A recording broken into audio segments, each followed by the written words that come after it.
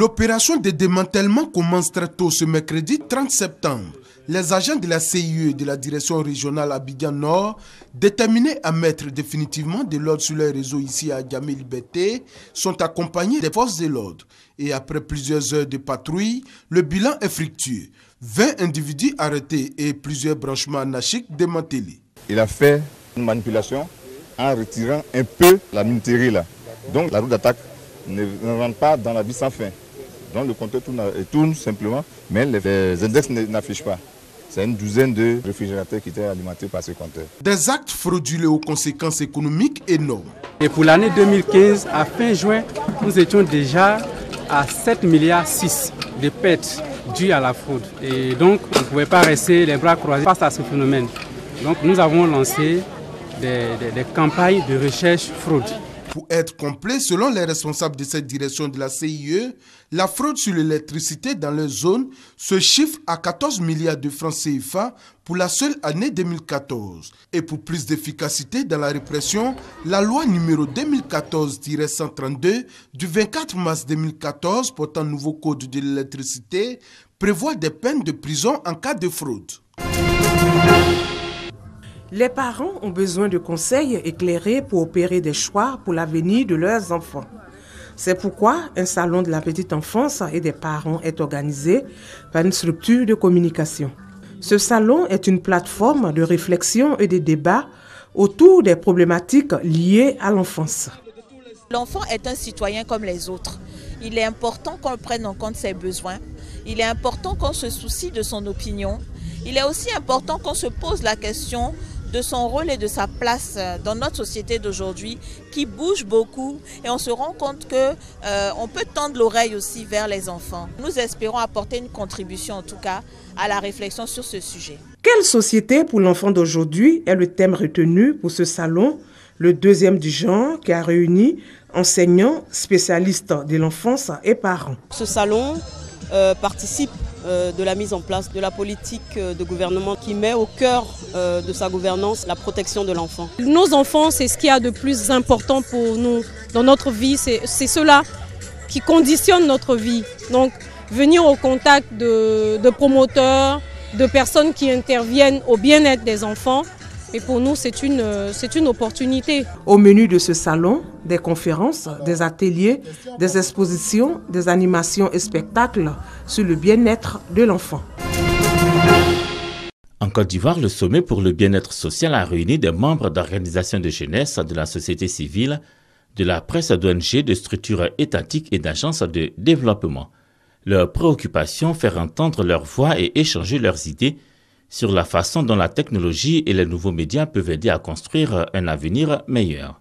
Centre d'intérêt de la célébration d'Abidjan consacré à la jeunesse, les objectifs de développement durable ODD. Le Réseau national de la jeunesse de Côte d'Ivoire et le PNUD, organisateur du sommet en Côte d'Ivoire, se sont attelés à présenter leurs impacts dans les pays en voie de développement, notamment en Afrique. Des échanges participatifs et interactifs ont permis de toucher les aspects du genre, de l'auto-emploi et des TIC dans les défis à venir. L'autonomisation des femmes. Le plus gros problème, je pense, peut-être qui n'a pas été forcément résolu par les OMD, c'est de réduire ce gap-là entre l'accès au marché de l'emploi, l'accès même à l'autonomisation, aux ressources, aux postes de grande responsabilité dans les administrations et tout. Et avec les ODD, donc les objectifs qui ont été définis, doivent normalement permettre pour une bonne fois jusqu'à 2030 de réduire sensiblement ou drastiquement ce fossé-là entre les hommes et les femmes, surtout en Afrique, parce que c'est là qu'on le constate le plus. À la fin de l'année 2015, les objectifs du millénaire pour le développement OMD feront place aux objectifs de développement durable ODD de 2016 à 2030. Les efforts du monde entier vont alors être axés sur la lutte contre la pauvreté, les inégalités et sur le changement climatique. Situé au bord de l'océan Atlantique, à l'ouest d'Abidjan, Jacquesville est une presqu'île qui offre à ses visiteurs, en plus de l'air frais qui y circule et de la chaleur de la population autochtone, de magnifiques plages au sable fin. Tout pour se relaxer et s'offrir des week-ends de rêve. Longtemps restée coupée du monde parce que difficile d'accès, la petite ville balnéaire ouvre tout doucement les bras au développement, ce à la faveur de la construction de son pont. Ce pont qui la relie désormais à la capitale économique de la Côte d'Ivoire. Depuis l'ouverture du pont, ça va un peu. Pour aller maintenant à Abidjan, on ne souffre pas comme avant, mais on va. Jacquesville, la nouvelle destination, les échos n'ont pas laissé indifférente la communauté guinéenne vivant en Côte d'Ivoire. Elle a décidé cette année d'y célébrer sa fête nationale. Nous avons choisi la ville de Jacquesville pour sa beauté, pour son calme. Et nous avons voulu rassembler tous nos compatriotes guinéens de Jacquesville qui sont très nombreux et qui ne vivent pas la réalité de notre pays, venir les voir, les motiver, les mobiliser pour qu'ensemble nous puissions célébrer les 57 ans de notre pays. Cela nous réjouit, le fait que le choix des Guinéens de Côte d'Ivoire s'est porté sur mon département. Il y a une très forte communauté de Guinéens vivant à Jacquesville et c'est pour cette raison certainement que la communauté guinéenne a choisi de fêter avec ses frères sur les terres du président Philippe Grégoire Yassé. Jacquesville, capitale de la Guinée, le temps d'une célébration, une belle occasion pour renforcer les relations d'amitié et de fraternité qui existent déjà entre les différentes communautés des pays membres de la CEDEAO vivant en Côte d'Ivoire. Ces élèves issus de l'enseignement primaire et secondaire se sont distingués aux examens de fin d'année. Au nombre de 7, ils ont obtenu chacun la somme de 500 000 francs CFA, un ordinateur portable et de nombreux autres lots. Une cérémonie qui intervient à l'occasion de la remise du prix national d'excellence de la compagnie ivoirienne d'électricité CIE du meilleur élève. Nous sommes très heureux de recevoir ce prix et nous invitons tous nos amis à faire comme nous, à travailler d'arrache-pied pour être parmi les meilleurs. Et nous continuerons dans cette lancée et ne pas décevoir nos parents. Cabran Assoumou, représentant la ministre de l'Éducation nationale et de l'enseignement technique, a traduit sa gratitude à la compagnie pour ses efforts en faveur de la promotion de l'excellence à l'école. La communauté éducative nationale mesure donc à sa juste valeur la portée de l'initiative salutaire qui nous vaut l'honneur d'être ici réunis.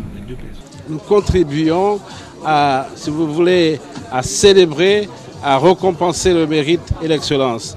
Eh bien, l'éducation nationale, c'est le meilleur endroit où l'on peut encourager le goût du travail, l'effort, cultiver l'excellence pour l'avenir de notre nation. Cette célébration, qui est à sa première édition, est le fruit de l'engagement de la compagnie à la responsabilité sociale. Debout payé, c'est l'histoire de vigile. Partout, dans tous les temples de la consommation, il y a toujours un vigile qui est là, debout, à tenir le coup, à regarder un peu à gauche, à droite, à s'ennuyer plus ou moins.